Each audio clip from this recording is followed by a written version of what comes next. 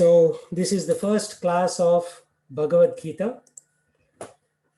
And our goal is to not just learn Bhagavad Gita, but to see how we will apply Bhagavad Gita in our day-to-day life.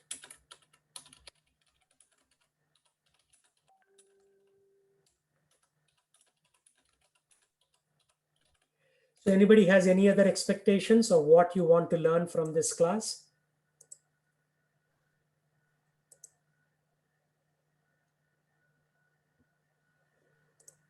I want to make it an interactive type of session. So by the way, whatever you have in mind, I'm going to type it here.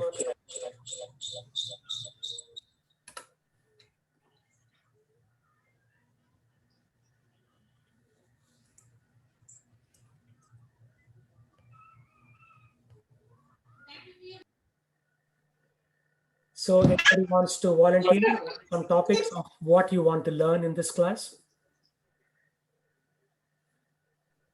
Hi, my name is Vidya. Can you hear me? Yes, I can hear you, Divyaji. So it is Vidya actually, Vidya. Okay, Vidya, okay. So what would you like to learn? How can I come out of the constant cycle of moving goals in career and life and continuous dissatisfaction, achieving the goals, getting satisfied, but then the next moment it's like a new goal and you have to now again work towards that. Very good point.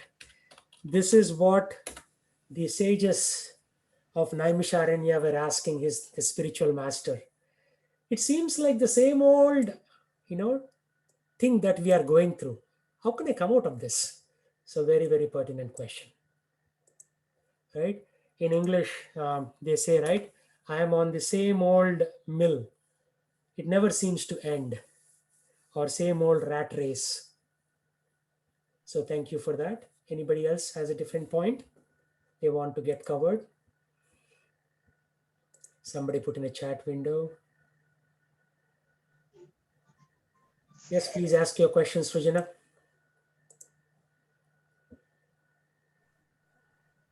Or anybody.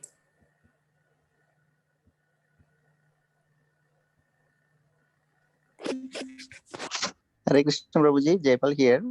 Can we go around the participants and ask them to introduce themselves? Yes, people are still coming, so we'll wait for that for a few minutes. Okay, Prabhuji. Every 3 seconds, somebody is joining.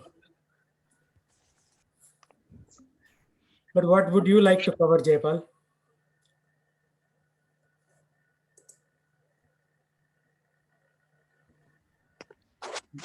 I want to understand how we can apply Gita in our day-to-day life. So that is similar to what I had in mind, right? The first one. Yes.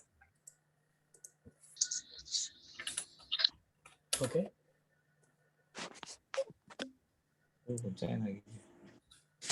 Okay, so we have 20 participants. So who wants to go first? We would like you to introduce yourself.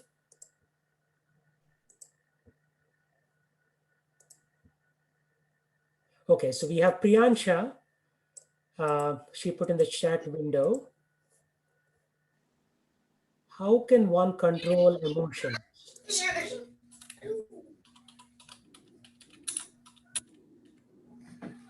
Happiness and sadness. Okay, so who wants to volunteer first? Please introduce yourself. If you have a point to be covered, please say it. Otherwise, we'll move on to the next individual. Don't be shy.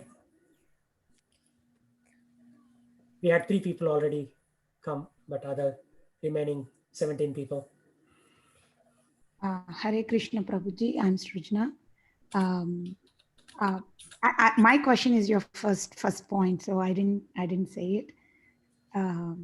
How to apply Gita in day-to-day life. Awesome. Okay.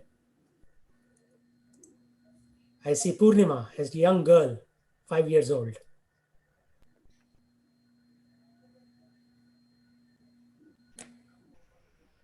Okay, Mahendra, what are your objectives from the course? Introduce yourself first, please.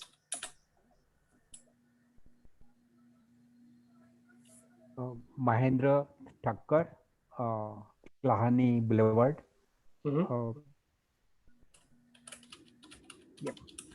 Okay, that's fine. Ganga, can you introduce yourself?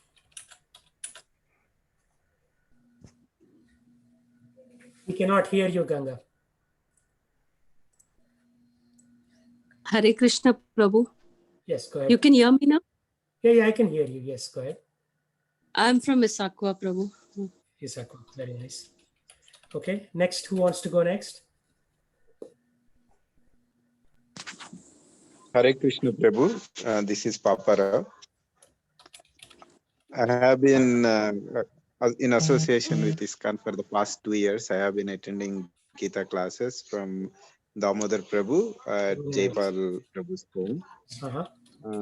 I have missed a few chapters in the beginning. I joined a bit late, so I want to get start over and listen. And also, I'm attending this class to know more and more about Bhagavad Gita and apply that into the day-to-day life. Okay. Anybody who has no exposure to Bhagavad Gita whatsoever? I'm just curious. Hi, this is Avanti.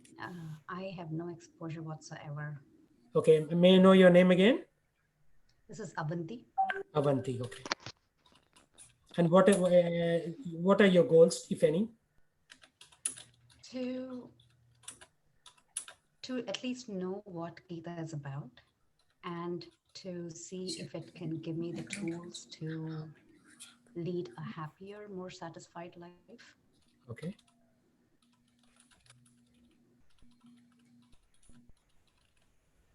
Okay, anybody else who wants to go next? Hare Krishna Prabhuji. So this is Vidya again. Can you still hear me? Your voice is very faint. How about now? Now, excellent.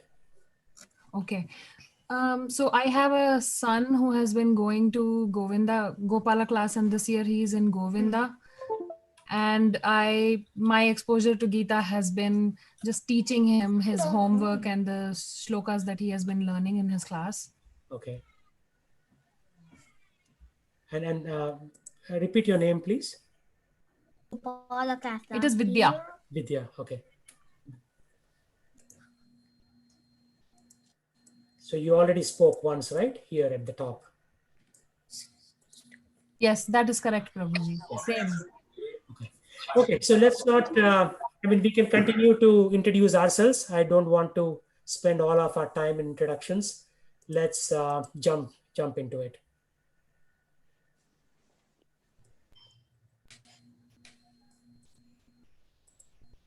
So Mahendra has a point here. I'm going to put it as a part of the PowerPoint. Okay, so let's dive in because we will get to know each other over the next few months in any case. So why Bhagavad Gita, right? So I put together this earlier today. I teach many classes. I teach a class Friday evening and Saturday evening, and I also teach North American Telugu Bhagavad Gita session once in a while, Saturday or Sunday morning when they request me to do it. So I've been associated for the last 17 years. And I just want to share my knowledge with everybody else because this is definitely worth learning. So this is my take on why we should learn Bhagavad Gita based on my experience, and different people may have different other experiences also. By the way, this meeting is being recorded and you are welcome to, I'll post it onto a common location and share a link. And if you miss or if you have joined late, you can review this recording at your convenience. You could probably do 1x, 2x, review it faster, skip, all that. So there are two premises of the Vedic teaching, right? One of them, if I may request everybody to go on mute unless they have a question to ask, that will give better experience for everybody. So there are two premises. One is life does not evolve from matter, and universe does not come by chance.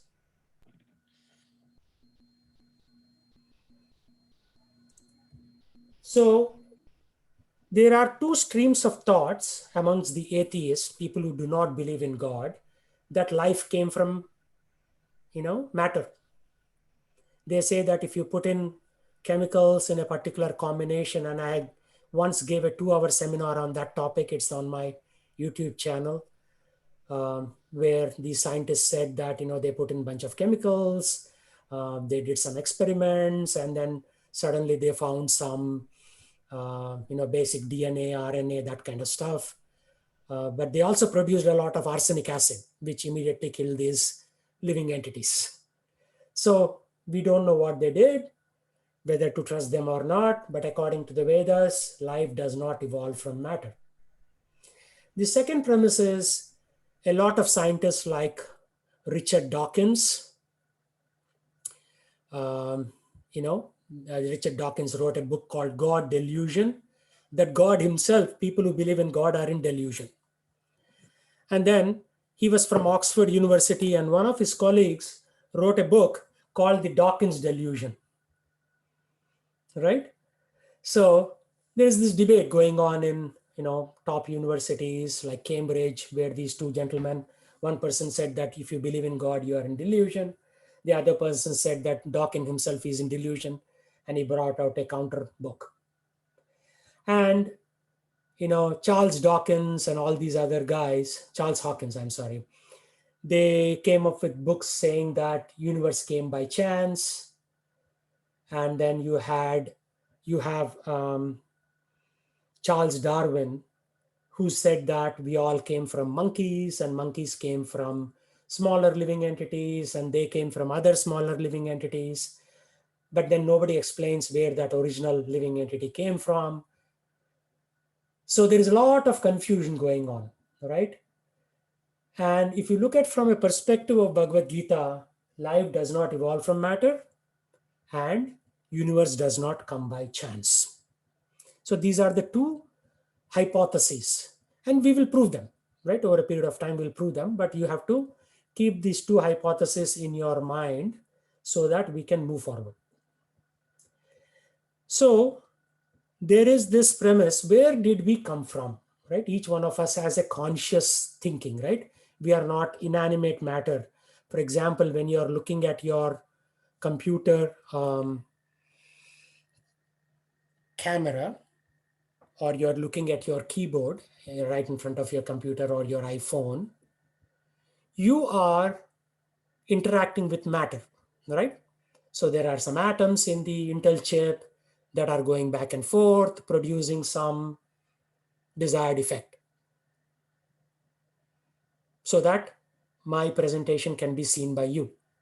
But then that doesn't have life, that doesn't have consciousness.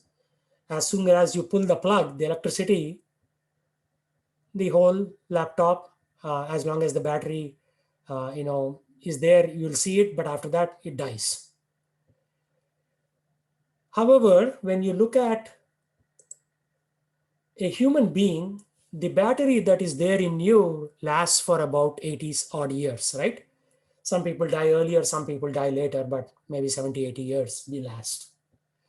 So that battery is called the soul that keeps you running, right? You may say, I'm eating food, that's why I'm alive. Okay, you're eating food, that's getting transformed, but what is it charging? It is charging something. So that battery is the soul. So the souls were all there originally in the spiritual world. And for one reason or the other, they decided to descend. So when they descend, they don't directly come into our world. They first fall into various heavens, right? There are various heavens by the name of Satyaloka, Maharloka, Janaloka, Tapaloka, Swargaloka. All these, by the way, are believed in other scriptures also. Even the Bible has first heaven, second heaven, third heaven, but not nearly as much detail as the Vedic scriptures comprising of Bhagavad Gita, Srimad Bhagavatam, various Puranas, Upanishads. So the Vedic literature is very, very, very wide, vast. If you just believe in Bible, you're a Christian. Good. You believe in Jesus and that's it. But the Vedic literature gives a lot more information, 1,000-fold more information. So what happens is the soul, it falls from the spiritual world. Kindly go on mute if you are not asking a question. So the soul, which falls from the spiritual world, it goes through these different heavens, right? So these different heavens are shown by this little green layered thing in this very small picture. One of these days, I will show you a bigger picture of this thing. But the idea is that we fell from spiritual world, we came to various heavens, to the material world, and then we are impacted by various sufferings, right?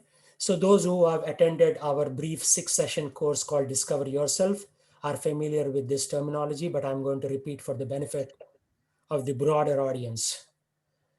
The first is called Adhya Atmika Klesha. So since we are all Atmas or souls, and again, we'll go into Bhagavad Gita greater detail. This is more like the, trailer, Bhagavad Gita trailer that I'm doing today. So Adhyatmika Klesha means caused by our own body and our own mind. For example, you buy Tesla stock at $1,000 and it falls to $100. So all of a sudden, your mind is very disturbed, right?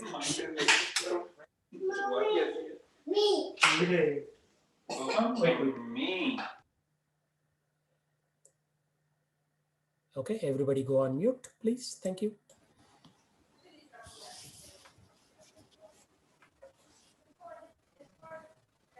Okay, I'm going to forcibly mute people now. Okay, so as I was saying, when we fall into this material world, we suffer in 3 dimensions, or called threefold miseries. Adhyatmika klesha means my own body and mind are troubling me. As I was saying, if you buy something very expensive and it loses value, your mind and body are troubling you. Or if you eat 22 rasgullas and you cannot digest them, then you are sitting in the toilet. That is Adhyatmika klesha, trouble caused by your body. Adi Bhautika klesha, somebody else will come and trouble you. Like you're doing a fantastic job at your office, but your boss decides to lay you off. Like 2020 has been the year of layoffs due to Mother Corona. Right? So your boss laid you off. You're doing a fantastic job, but your boss laid off. But what are you going to do? Or a mosquito comes and bites you, or some kind of insect comes and bites you. You're not doing anything, but you are being troubled. The third one is Adi Daivika Klesha, which is caused by higher forces of nature, like tsunami. Like in Indonesia, about 10 years ago, there was a huge tsunami in which 235,000 people were killed. If you're all old like me, you will remember that. Indonesia tsunami about 10, 12 years ago. Right? Or in the 1970s, Machilipatnam in coastal Andhra Pradesh, they had a huge tsunami in which 2 lakh people died. Right? It's called Bandar or Machilipatnam. A lot of people died. So do you have any control? No, not really. Or if you see in United States, the state of Louisiana, there is a town called New Orleans. New Orleans lost most of its economy after that tsunami, right? One of the taxi drivers was telling me.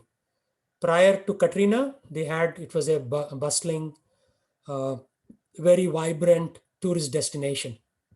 And after Katrina, if you don't know what Katrina is, you can Bing it or Google it. Most of the economy was destroyed. End of story. So Tanmay raised a hand. Tanmay, how can I help you? Okay. I accidentally raised my hand. Okay, that's fine.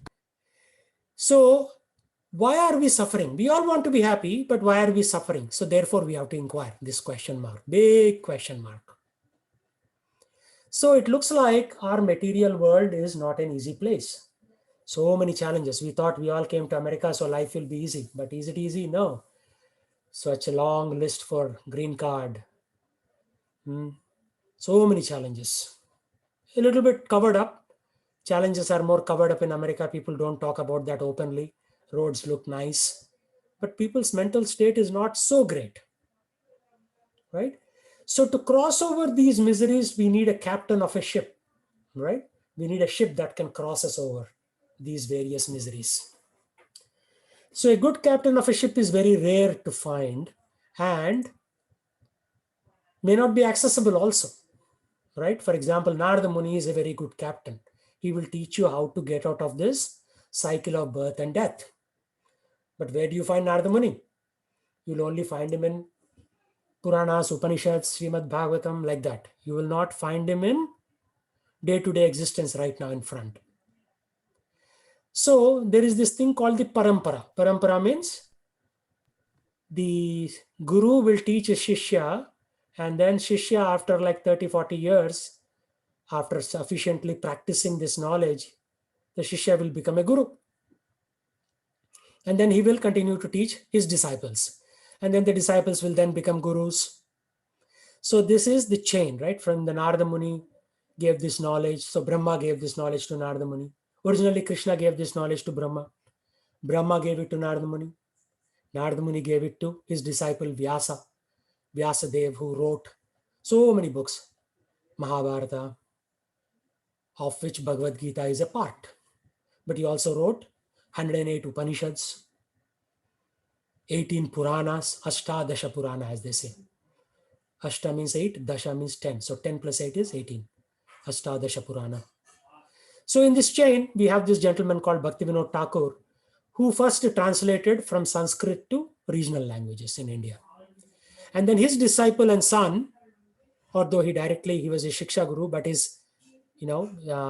he took initiation from a different Guru in the same parampara, Gaur Kishore Das Babaji. So he would travel in a car, wear a suit, while he went out and taught people, because he taught in English. His English is fantastic, very, very hi-fi. And his disciple, Swami Prabhupada, who is the founder of ISKCON, he took it, he globalized it. Just like, when you develop Windows software to go to Brazil, you have to localize it. So certain elements will be localized. When you want to take it to China, you have to localize it. When you want to take it to Czech Republic, you have to localize it. So Prabhupada's miracle or mission was, he took his guru's teachings, he translated additional set of books, and he localized them with his vast array of disciples. He had 3,000 Western disciples, total disciple count of about 10,000 people.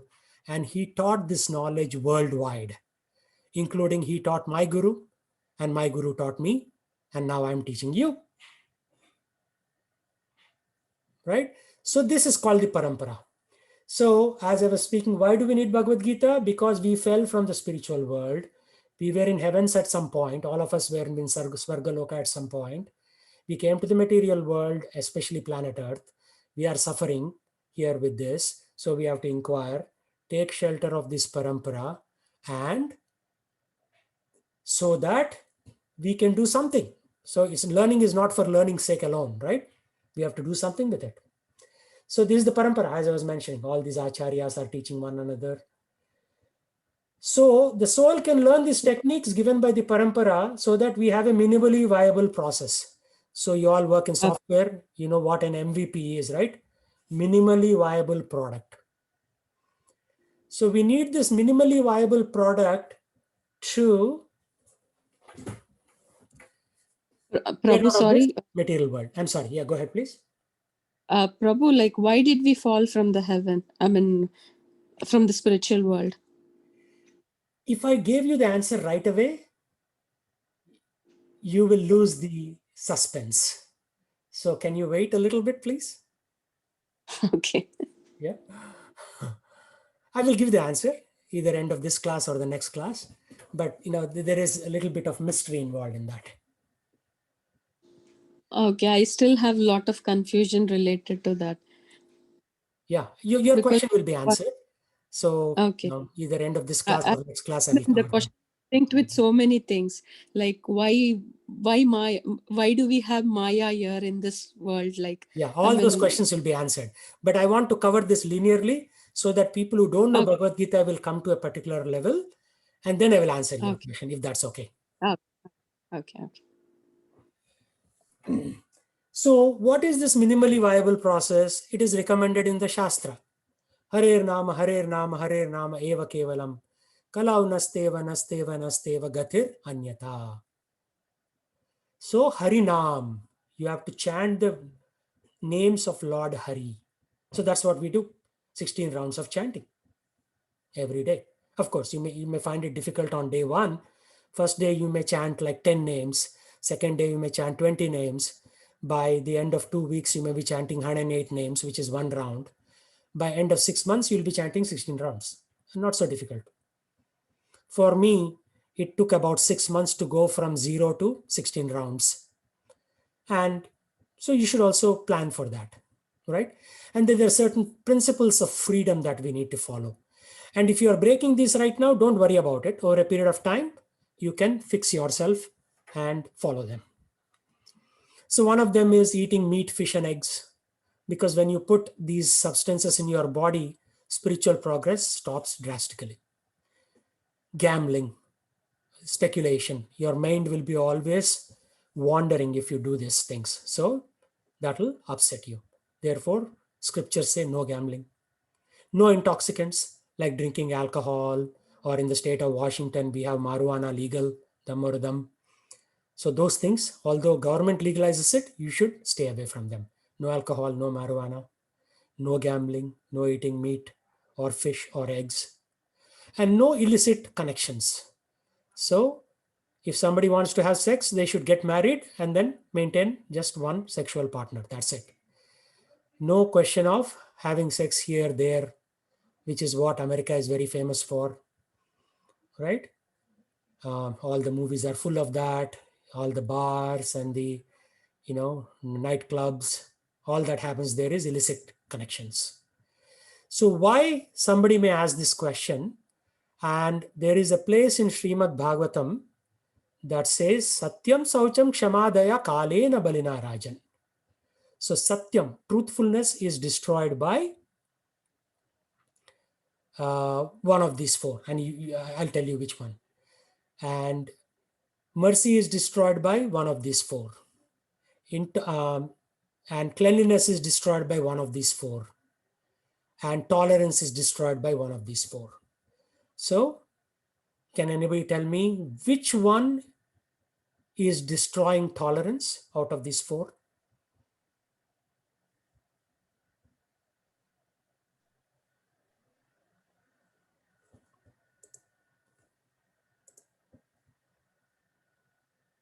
Drinks?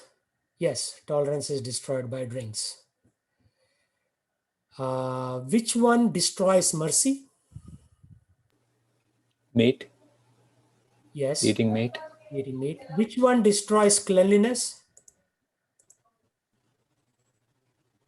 Laksh has all the answers. He has given 2 answers in a row. Illicit relationship. Yeah, illicit relationships destroys cleanliness. And which one destroys, what was the fourth one? We covered tolerance, truthfulness. Which destroys truthfulness? Gambling. Gambling. A gambler can never be trusted to give proper truth, right? And now modern world is full of gambling. Gambling doesn't mean just going playing cards or going to Las Vegas. We have gambling in our day-to-day life also. Like stock market is one form of gambling. Speculating that God does not exist is also one form of gambling. So Ganga, you raised your hand. What is your question? Or maybe it was a system glitch. Yeah. So Satyam Saucham Kshamadaya Kalena Balina Rajan Nungshutu Balam Ayusruti. That is the verse which is there in Srimad Bhagavatam. So the verse starts like this.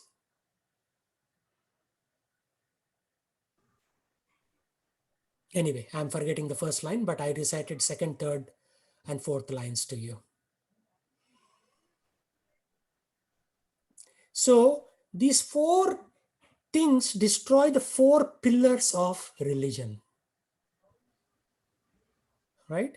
So maybe we should edit this little bit and call this as four principles of freedom protecting four pillars of religion.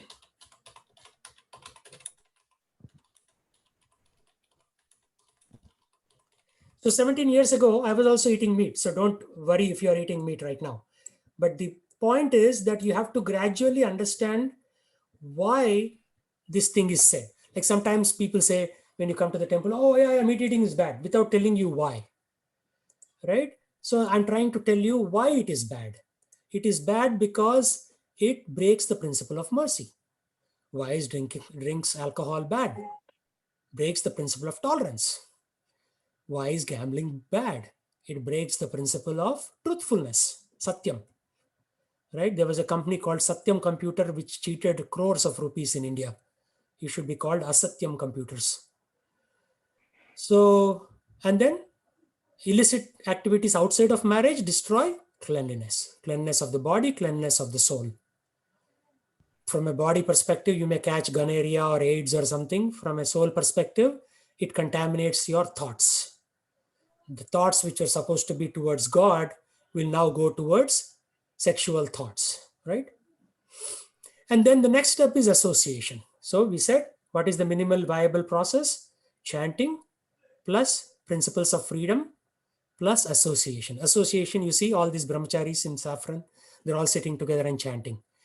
It is said that if you associate with a drunkard for 30 days, you will also start drinking. If you associate with a psychiatrist for 30 days, you will also talk their language. Similarly, if you associate with a bhakta, God's devotee, for 30 days, you will also start chanting Hare Krishna. So, as I said, why Hare Krishna? Because scripture says Hare Nama, Hare Nama, Hare Nama Eva Kevalam, Kalau Nasteva, Nasteva, Nasteva, Gatir Anyata. Means there is no other Gati in Kali Yuga other than chanting the holy name. And then books, right? So normally we say ABCD. ABCD means not American born confused desis. That's also one form of it. But A is for association, B is for books, C is for chanting, and D is for diet. Means prasadam. When you offer something to Krishna, it becomes prasadam. And then you eat the prasadam, right? Which is known to all of us because we all grew up in India. You go to Tirupati and you take Venkateshwara prasadam, right? Why do we take that? Because it is offered to Lord. And in the north, if you go to Dwarka, Dwarka Dish Prasadam. If you go to Jagannath Puri in Orissa, you get Jagannath Prasadam. If you go to Srirangam, then you get Ranganatha Prasadam. Why? Because Prasadam is a purified form. It has touched the Lord's lips, therefore it is pure. And it is made by pure people who chant mantras, God's names every day. So when they cook, their consciousness, good consciousness get in. I did a 2-hour seminar on Prasadam, and at some point I will cover that also. So this is the summary. In each one of these topics, I can talk for 2 hours, which is not the goal of this class. The goal of this class is to give you something to practice your devotional life so that you can apply things faster. And the goal is eventually go back to Godhead, right? Godhead means God, there are many gods, but Godhead means from whom everything comes, right? That's why we call him Godhead. So Srila Prabhupada is this gentleman here on the right-hand corner. He authored this magazine called Back to Godhead before he translated all these books that you see in this picture. So back to Godhead, how do I go back? What does going back means? Means we came from there, right? We were originally there. And now I will answer Mataji's question. Why the soul fell from spiritual world? Everybody ready? Fasten your seat belts. The reason we came from the spiritual world is because we had attitude problem. Right? Sometimes you see in office colleagues have attitude problem. Sometimes your kids have attitude problem. We did Arrogance. not, sorry, go ahead. Arrogance, right? Arrogance, yeah. Arrogance is also a form of attitude, right? Attitude is the umbrella. Under the umbrella of attitude, you have jealousy, envy, arrogance, hate, anger.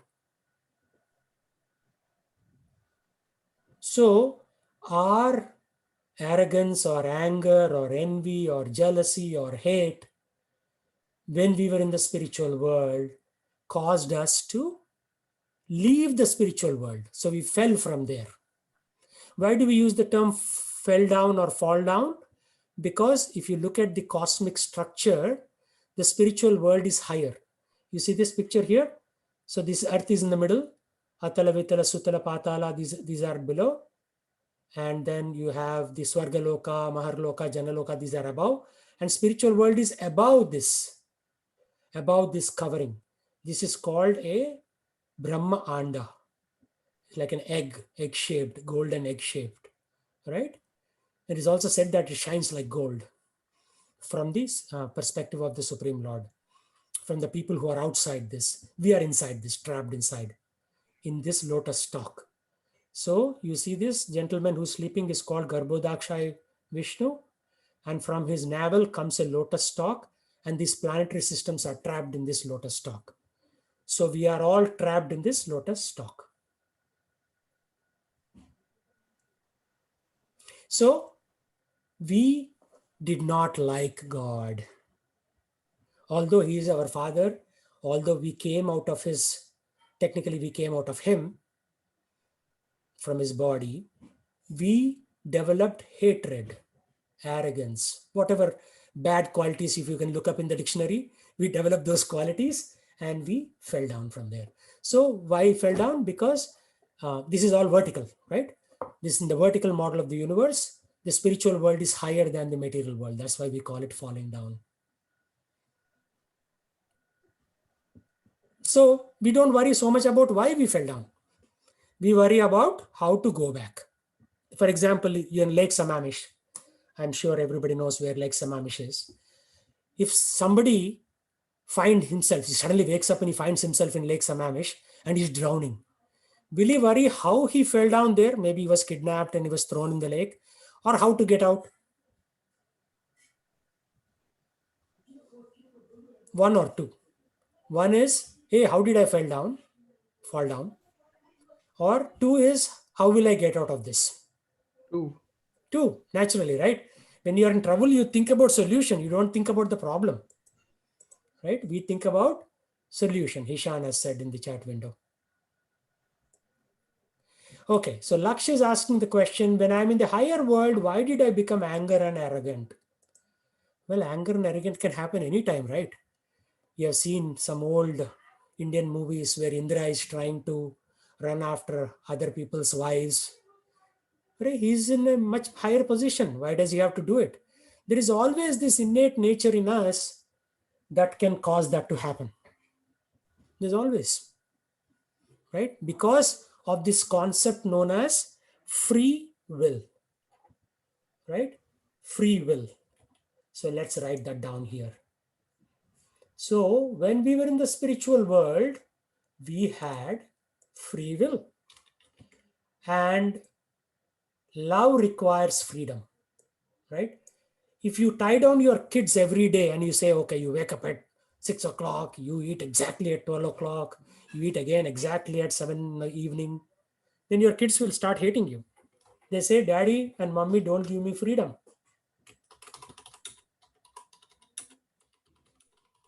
So love means we should be given freedom.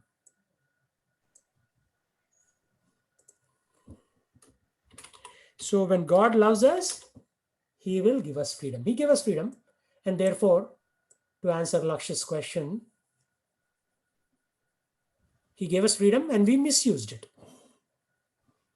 So we have to enhance this sentence. Due to misuse of free will. This is our problem. What are we going to do? We misused it. But I'm not going to worry about why I misused my free will. I'll worry about how to get out of here. And that is why I'm teaching this class. Not only to help myself, but to help others. in the process, right? So we need to go back to Godhead. So you may have some reservations about it, why I should go back to Godhead. So that brings us into the other topic. Why not stay in the material world? Because material world is dog eat dog world. It's highly competitive and it is becoming more and more competitive. Only one person can get to the top, right? There is only one Satya Nadella. There is only one Sundar Pichai, right? And whatever that IBM CEO's name is, he's also an Indian. Some of the other Indians are all becoming CEOs, which is a good thing.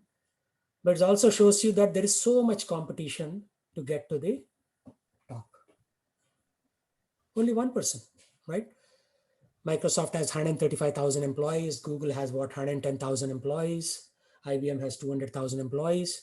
But there's only one guy who can go. It's becoming more and more competitive. And whenever there is a little bit like coronavirus or a little bit change in the economy, layoffs start. Second is decreased tolerance. Nobody can tolerate anybody anymore, right? Look at the Black Lives Matter. Look at how the current president and the future president are fighting in the press. So there is no tolerance. Tolerance is going down. And when somebody doesn't like somebody, they pull out a gun and shoot them. It's happened so many times in America. Third is decreased morality, right? Euthanasia. Euthanasia means now in some states in the United States, you can take your own life legally by an injection. And God forbid, our kids don't put us in a car and take us to Portland, Oregon and ask the doctor to give us an injection. Because in Oregon, euthanasia is legal. Washington, it's not legal yet. Washington, only marijuana is legal. Drugs are legal here. Marijuana is legal. But in Portland, Oregon, or Oregon State in general, not only marijuana is legal, but this also is legal, taking your own life. California, they give marijuana biscuits. So be careful when you give biscuits in California to your kids. They could be laced with marijuana. So life is becoming more and more complex. So staying in material world is not such a great option. Right? Abortion is increasing. Oh, by the way, when you look at Bible, right, the real term is drink the fruit of the vine. It doesn't say wine as in W-I-N-E. It is V-I-N-E. So what kind of fruits do you have on the vine? You have various kinds of fruits, berries. You have Karela on the vine. You have, bitter gourd is Karela. You have snake gourd, that also comes on a vine. Right? So that's what Jesus meant when he said wine, not W-I-N-E. And then our world is moments of pleasure in a chain of misery. So what is happiness? If you don't have misery, that is considered happiness in the material world.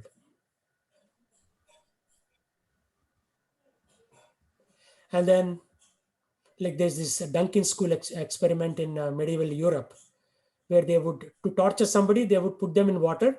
And when this person is about to die, they'll pull him out. They'll say, the person will say, life is so good. And once the person says life is so good, again, they'll be torturing him by putting him in water. So this is what our material world is. Upskill or be unemployed.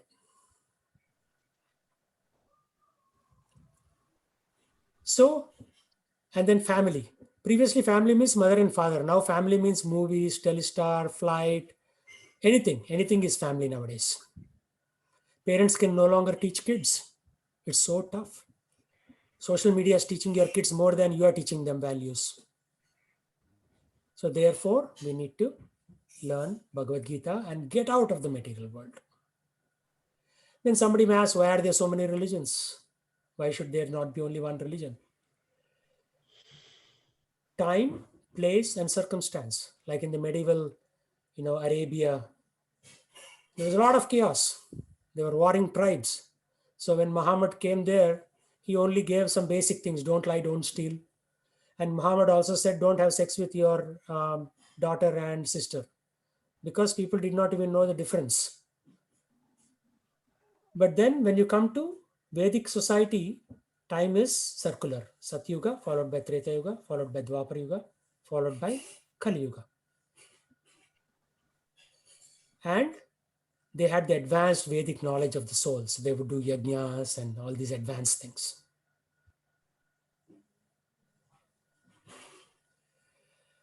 And Krishna, this is Lord Krishna giving to Arjuna, to protect dharma, he gave higher order intelligence. Okay, 2 people raised their hand. What are your questions I can answer? Hi, can you explain more about what circular time is? Yeah, and what was the other question? 2 people raised their hand. Okay, maybe that was not a question. Circular time means after Satyuga, Treta Yuga will come. After Treta Yuga, Dwapar Yuga will come. After Dwapar Yuga, Kali Yuga will come. After Kali Yuga, again Satyuga will come. Right now, we are in Kali Yuga. And after this, again Satyuga will come. So our age is called the Iron Age, broadly speaking. So what happens in an Iron Age is people have lower standards of everything, whether it is life, values, wealth. We are not as wealthy as people were in Satyuga, for example. Right? So right now, to buy one small gold coin, Canadian maple leaf, you have to spend like close to $2,000. But if you look on the Canadian maple leaf, it says $50, because once upon a time, that was the $50 in the United States. So everything is losing value rapidly. So after the end of Kali Yuga, again we'll go to Satyuga. Does that answer your question?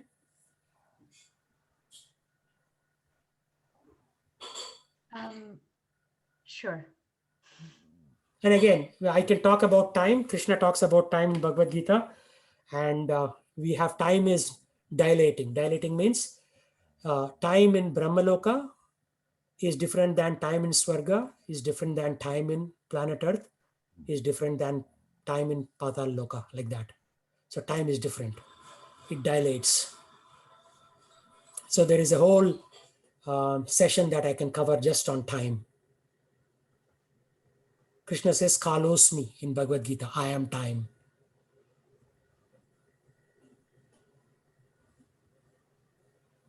So time is also a person. Now, normally we think of time as 10:43 followed by 10:44, because we are moving forward in time. But what is time? That's a very interesting topic. Like if you look at quantum mechanics, time has a very different meaning. Yes, Avanti, you raised your hand. Sorry for, so which yuga did Mahabharata take place in? Mahabharata take place end of Dwapar Yuga and beginning of Kali Yuga. So as soon as Mahabharata finished, Lord Krishna left the planet and Kali Yuga started. That's when, since Krishna left, there were more sins happening in the Kali Yuga. Got it, thanks. So Satyuga is when you had Hiranyaksha, Hiranyakashipu, and then you had the various avatars like Varaha Avatara, Narsimha Avatara. Treta Yuga is when Lord Ram came. That is 1.7 million years ago. Sorry, 1.7 million years ago. And Dwapar Yuga is when Lord Krishna came. And Kali Yuga is when Lord Chaitanya Mahaprabhu came 540 years ago. And we'll talk about Lord Chaitanya later. Okay, so Saraswati is asking the question, how souls will be placed when they fall down from spiritual world in terms of yugas? So it is said, and again, I don't want to upset you with this bad news. The most pious souls will come in Satyuga. Most pious souls. A little less pious souls will come in Treta Yuga. A little less pious souls will come in Dwapar Yuga. And not much pious souls will come in Kali Yuga. That is how the nature of the cycle is. So in Satyuga, people used to live 100,000 years. Treta Yuga, people used to live 10,000 years. Dwapar Yuga, people used to live 1,000 years. And Kali Yuga, people will only live maximum of 100 years. But because we eat genetically modified food and we put our food in refrigerator, not much nutrition. So maximum maybe 70, 80 years, like that. Most of my relatives have died by the age of 72, 73, my previous generation. So people are not lasting very long, even though technically we are supposed to live 100 years. So Prashant is asking the question, which year we are in according to Kali Yuga. So Kali Yuga started 5,000, around 5,040 years ago.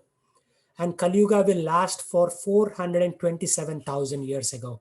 So if you subtract 5,000 years from 432,000, I'm sorry. So if you subtract 5,040 years from 432,000 years, we have 426,970 years left for Kali Yuga, at which point Kalki Bhagavan will come, the real one. Right now there is a bogus one somewhere in Tamil Nadu and he calls himself Kalki Bhagavan. But the real Kalki Bhagavan comes 426,970 years from now.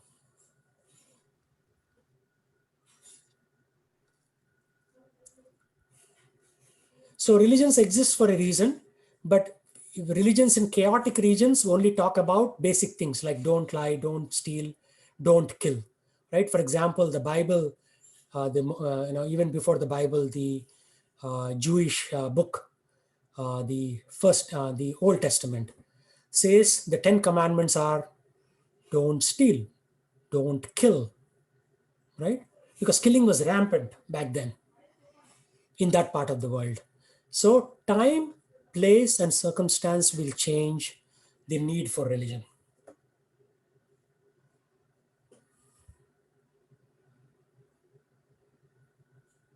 So shall we do an exercise right now?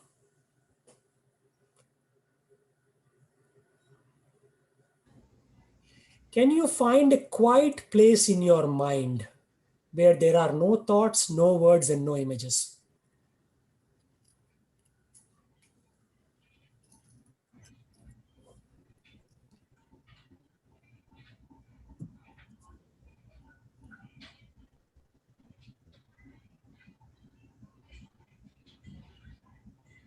Okay, or question 5. What is your favorite sound?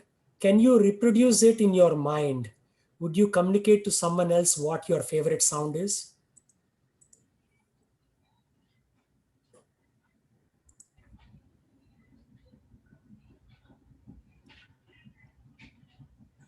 Or question 16, can you imagine the distance between any two sounds you are now hearing?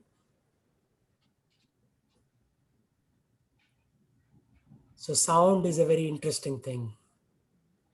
So there are things called healing sounds, which transform your negative emotions to positive emotions.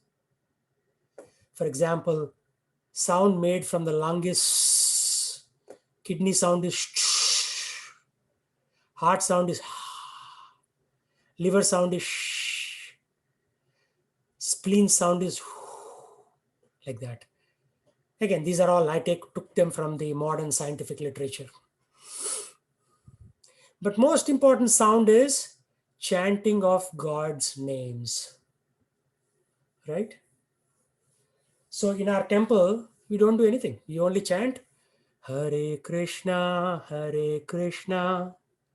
Krishna Krishna, Hare Hare, Hare Rama, Rama Rama, Hare Hare. By the way, this is a picture of Antarctica, where you cannot really go to the tip of Antarctica, but you are stopped at a snow-filled wall. So that's where these devotees are doing chanting of Hare Krishna mantra with a picture of Lord Vishnu there. This picture on the right side, top right, is George Harrison, who is the famous Beatles singer in New York City. He's singing with all the other Hare Krishna devotees. Bottom left, this is in Germany. You can see German in the left-hand side of this picture. They're all chanting Hare Krishna mantra on the streets. Bottom right, this person has an om in the back.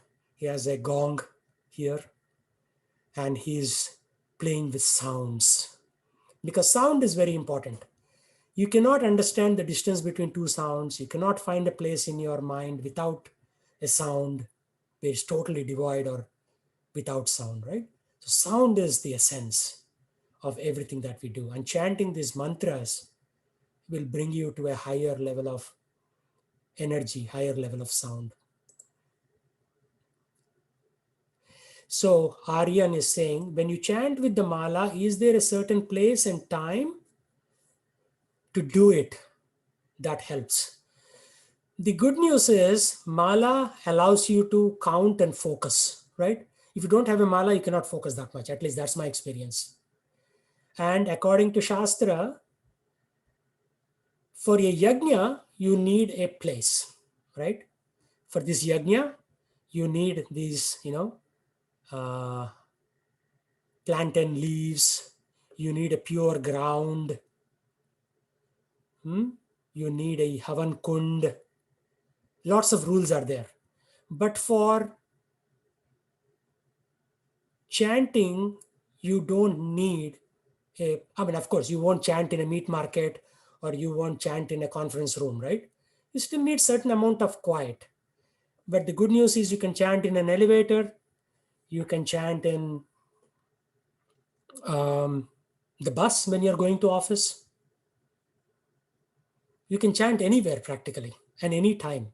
For a yajna, you need to take bath, you need to be fasting.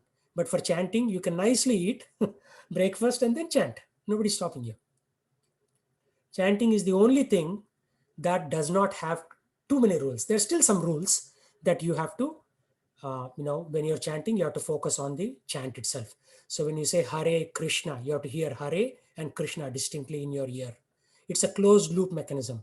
When you speak with your tongue and what you're hearing with your ear, that closed loop has to be there. Here are some more pictures. Here is Swami Prabhupada in the middle and all his disciples, African Americans, Indians, whites, everybody's chanting around him. And here are two girls in Ukraine who are chanting. One is dressed as Krishna, one is dressed as Radha. Okay. So Avanti is asking, who originally came with mantra Hare Krishna? Does it say so in the Gita or it was Swami Prabhupada? Is the chant to help with your focus or drown out other sounds? Very good questions. So first question, who originally came up with this mantra Hare Krishna? This was documented by Vyasadeva in Kali Santarna Upanishad. It was documented by Vyasadeva in many places, in Srimad Bhagavatam. Let me repeat that mantra again. Harer Nama, eva kevalam, kalau nasteva, gatir anyata. Means there is no other gati in Kali Yuga than chanting Hare Krishna mantra. Iti Shodashaka Namanam, Kali Kalmasha Nashanam.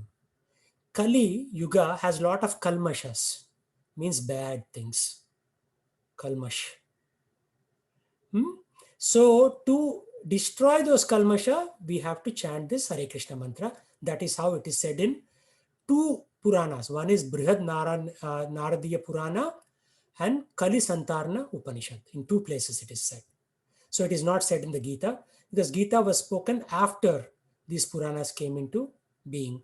And Gita was only 1.5 hour long conversation between Lord Krishna and Arjuna. So you cannot say everything in 1.5 hours, right?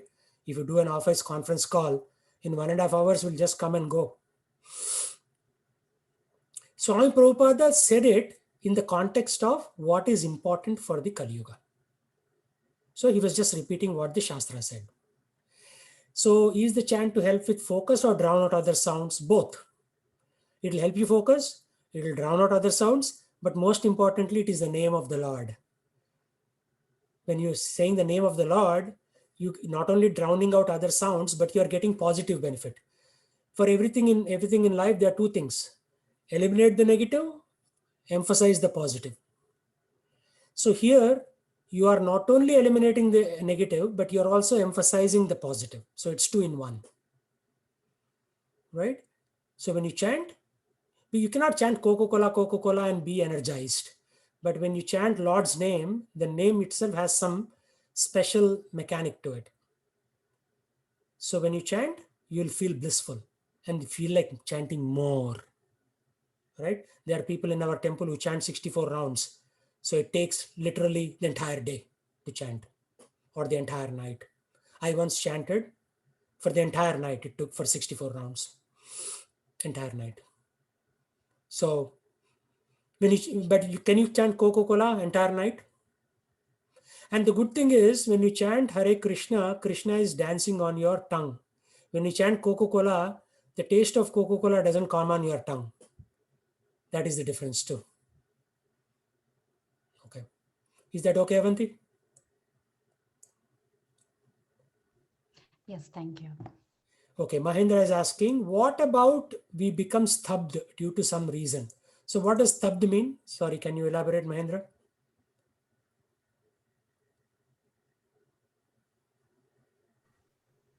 Kind of silent, or Oh, okay. self-occupied, or Yeah, sad. got it. So there is a place for Maunavrata, but for most part, Maunavrata doesn't work in Kali Yuga. Because when you take Maunavrata, what happens? Your brain is still active. Your mouth is fasting, but your brain is feasting. Brain is the sum total of all the experiences from the day you were born. And from your previous life. And from your previous life, previous to previous. So during Second World War, one lady was one day claiming, I am a World War pilot. One day she was saying, I'm a nurse. She was remembering First World War and remembering her previous lifetimes. 60 lifetimes she was remembering. Normally, if you talk about multiple personality disorder, you only talk in terms of 2. So sometimes you behave like a military man, sometimes you behave like a teacher, or sometimes you're a doctor, sometimes you're a banker. But this, she was recollecting 60 lifetimes of past life memories. And we'll come to all that in the Bhagavad Gita. Krishna has what? Something like 35 verses devoted to that. So silence is not an option in Kali Yuga. Silence is an option for Satya Yuga. Satya Yuga, people were more pious. People had longer lifetimes, 100,000 years lifetime. So you can do all that stuff then. Kali Yuga, by the time you realize who you are, you're already into your mid-40s. And from 60, body will stop functioning. And by 70, 80, chapter close. So our window is very small in Kali Yuga. So our window to do any kind of spiritual practices is very small. In the other ages, the window is pretty wide. Hope that answers your question. This I put this morning. I went on the internet and I saw these Ukrainian girls are all wearing saris and dancing. And then I found, as I was doing some web search, the picture of this girl. And I was like, Indians have given up saris and Ukrainians are taking up saris. So very interesting, I found. Nothing to do with Bhagavad Gita, but just something very interesting.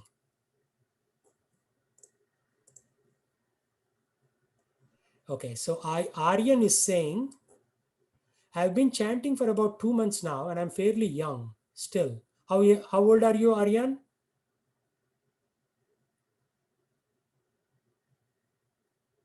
Okay, 17. I'm fairly young and follow these 4 principles. You should follow the 4 principles. You are very lucky. You are getting this information when you are 17. I got it when I was 36. So until 36, I was eating meat. And then somebody told me, it's not good for your spirituality. So I gave up. However, I do only 1 round per day, Aryan. That is good.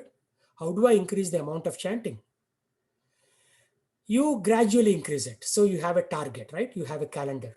So all November you chant 1 round. December you chant 2 rounds. January 3 rounds. February 4 rounds. So by end of next year you should come to 16 rounds by the time you're 18. So nothing should be forced. Everything should be gradual.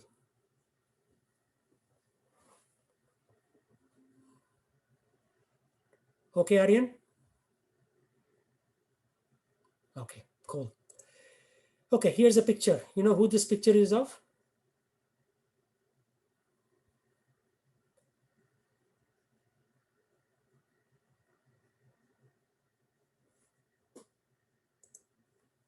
So Shivaram said Lord Vishnu. Which Vishnu? There are three Vishnus.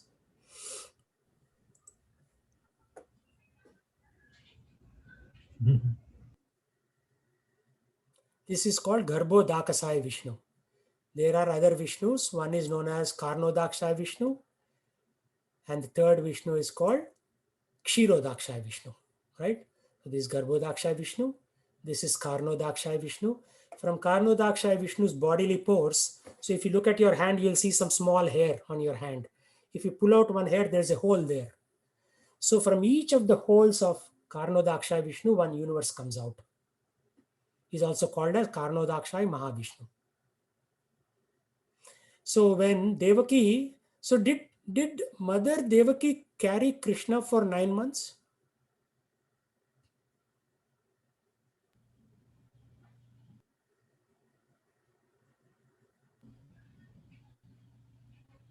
Answer is no. They just pray to Krishna. First he comes as four-handed Vishnu, then he comes as baby Krishna, and he pretends to cry. And then Vasudev takes a basket, puts Krishna, puts on top of his head and walks towards Gokulam, exchanges with Yogamaya, brings Yogamaya back. And when Kamsa tries to kill Yogamaya, she slips out of his hand, goes up with her 10-handed form. She laughs and she says, the person who is destined to kill you is still alive, and vanishes. So Mother Devaki didn't have to carry Krishna for 9 months. She just prays, and then the Lord. Lord doesn't come into anybody's womb. He is independent. What about Lord Rama? Lord Rama is different. Lord Rama is a partial expansion of Lord Krishna. Okay. Right? So Krishna is 100%. Everybody else is 96%, 94%, 84%, like that. Like if my math is not wrong, Lord Shiva is 84%, Lord Ram is around 96%, but 100% is Lord Krishna. And this is there in an advanced textbook called Chaitanya Charitamrita. And we'll get to that eventually. But right now we are giving an overview. Why there are three Vishnus, Prabhuji? Why there are three Vishnus? Yeah. You asked a very difficult question. It will take me 20 minutes to describe. Do you have the time? Yes. Okay. Avanti, you raised your hand. What's your question? I'm just trying to fit my understanding of the Trimurti with the three Vishnus and just the different avatars. So Yeah, the Shiva, so that, Brahma, Trinity, where does that fit in? yeah, that also fits in. I had a picture here of the three Vishnus showing up in one place. Okay, I'll explain it to you with this. So Brahma is considered Garbhodakshaya Vishnu's son because he came out of his navel using this lotus stalk and with this lotus flower. Okay. Lord Garbhodakshaya Vishnu didn't need Mother Parvati to give birth to Brahma. So Lord doesn't need his wife, just like, men in this material world need a wife to produce a baby.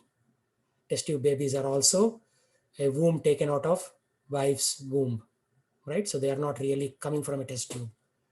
But here, he didn't need that. And then Shiva comes, it is said in one of the Puranas, from the forehead of Brahma. So technically, Shiva is son of Brahma. So you get the picture? Garbhodakshaya Vishnu's son is Brahma, Brahma's son is Shiva. And Brahma has other sons, like Narada Muni, who never got married. He has 4 Kumaras who never got married. He kept on producing sons and none of them wanted to be married. Then finally Daksha, Prajapati, he said, yes, I will marry and I will produce population for this material world. So souls who rebelled against the will of Krishna, then started taking birth in Daksha Prajapati's family. So we are all related in a sense, right? We are all brothers and sisters in some connection, all 8 billion of us. Because we are all from that same chain of command. So Lord Krishna is there in the spiritual world, and then you see the Dashavataras manifested here. But actually Srimad Bhagavatam talks of 21 avatars. So does that answer your question, the Trimurtis? So this is Trimurti number 1, this is Trimurti number 2, and Shiva is Trimurti number 3. So Brahma is for material engineer, creation. Lord Vishnu is for material sustenance, maintenance. And Lord Shiva is for destruction. So the Trimurtis are still in the material world. And we are talking about Lord Krishna in the spiritual world. Yes, Sivram. What the other percent is made of with other lords like Lord Shiva? What do you mean by the what other percent? Oh, it's not like, yeah, I see your question. So if Krishna is 100% and if Shiva is 84%, what is the remaining 16%? No, his 100% equals to 84% of Lord Krishna's potencies, powers. Okay, now somebody asked the question earlier, I didn't answer that question. How does this chain happen? How does this chain happen? Right? So fasten your seat belts.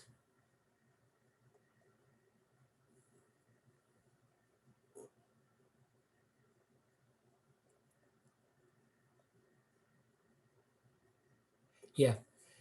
So from Krishna comes this gentleman called Nityananda Rama, from whom comes Sankarshana. Actually, it's a Chaturvyuha, means fourfold forms.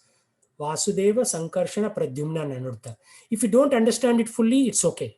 Because it took me like 15 years to understand this concept. So I'm a little slow, but maybe you're smart, but I'll try to explain it to you. Vasudeva, the Pradyumna was the son of Krishna, right? And Yeah, he was son of Krishna, but this Chaturvyuha also come as son of Krishna. Aniruddha is also one son of Krishna. You get the point? there were 4. Right? Yeah, right. These are the 4. So sons of Krishna or energies of Krishna, same thing. Your sun and your energy is not the same thing, but for Krishna, it is different. So Vasudeva, Sankarshana, Pradyumna, Anurudha, these are the 4 energies of Krishna. That's the first Chaturvyuha. Second Chaturvyuha is again Vasudeva, Sankarshana, Pradyumna, Anurudha coming from this Sankarshana. From there comes Karnodakshai Vishnu from this second Sankarshana. Remember, I was talking about Karnodakshai Vishnu. This is very detailed. Huh? If you don't understand, don't stress your mind too much. So this is Karnodakshai Vishnu. He came from the second Sankarshana. From him came this Garbhodakshai Vishnu. From him came this Shirodakshai Vishnu, Kshirosagar, right? Which is near Brahmaloka. There is this ocean of milk where Shirodakshai Vishnu is there. Believe it or not, Shirodakshai Vishnu is distributed processing. So he is there in every one of you right now as Paramatma. So 24/7, he is monitoring your thoughts and your actions. So don't think that he's not monitoring you. He's monitoring you 24/7. So we have to be very careful in our thoughts and actions. So whenever there is Devatas have problem, Brahma takes, you see Shiva here, this picture, Shiva and other Devatas, and he goes and prays to Kshirodakshai Vishnu, saying, oh my dear sir, we are in big time trouble. The Rakshasas are attacking us. Can you protect us? By the way, Rakshasas are also ultimately children of Krishna, as you can imagine. But Rakshasas' quality is that they have chosen to violate or not follow the orders of Krishna. So they are the bad guys and Devatas are the good guys. And you can also become a Devata if you become a good guy. Guy or girl or whatever, doesn't matter. Soul is a soul, right? Only in the material world we have this distinction of, man and women. And we should maintain that distinction.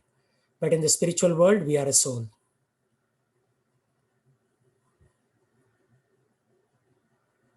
Okay, So does that answer the two questions? There is a chain of command, chain of expansions, I should say.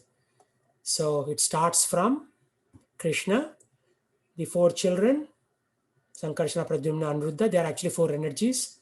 From there, Sankarshana further expands into second Chaturvyuha, goes to Karnodakasai, goes to Garbhodakasai, and goes to Shirodakasai. Yes, Rujana, what's your question? So, Prabhuji, when you said Asuras and Devatas, like, and we are fallen souls of the higher heavens, how should one understand from which category, like the arrogance attitude, like if like what I'm trying to ask is, if Asuras, isn't that an attitude there? um, and from Satyuga, Dwapara, Treta, I mean, every category we have been seeing Asuras all through, and I think that's where um, the connection of dots is kind of missing, or at least in my head. It's not missing. It is a little convoluted, that's all.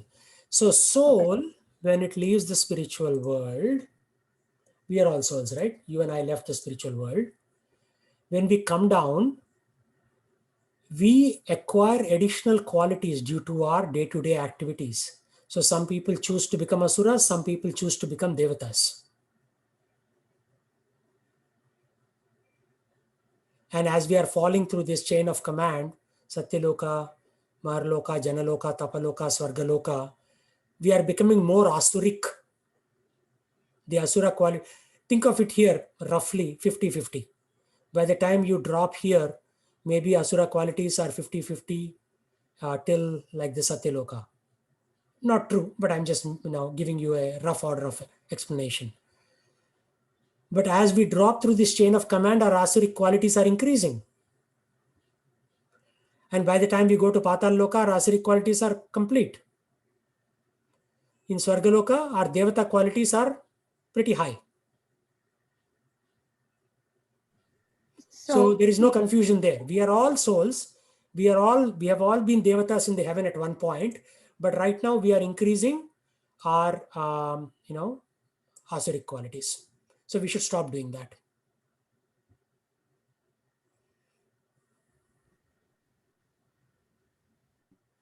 Okay, I think we have gone for a long time. We should stop now and we'll resume next week. Is that okay? Sure, Prabhuji. We used to also break the coconuts for every festival back in India. Here, there we used to do for every festival. We used to break Thank the you, Prabhuji. Thank you, Prabhuji. Hare Krishna. Thank you, Prabhuji. Hare Krishna. Thank you, Prabhuji. Hare Krishna. Did anybody have a question about coconuts and so on? No. I think that is the Veda class happening for kids. Okay. Yeah, got it. Thank you. Hare Krishna. See you next week. Yes, Prabhuji.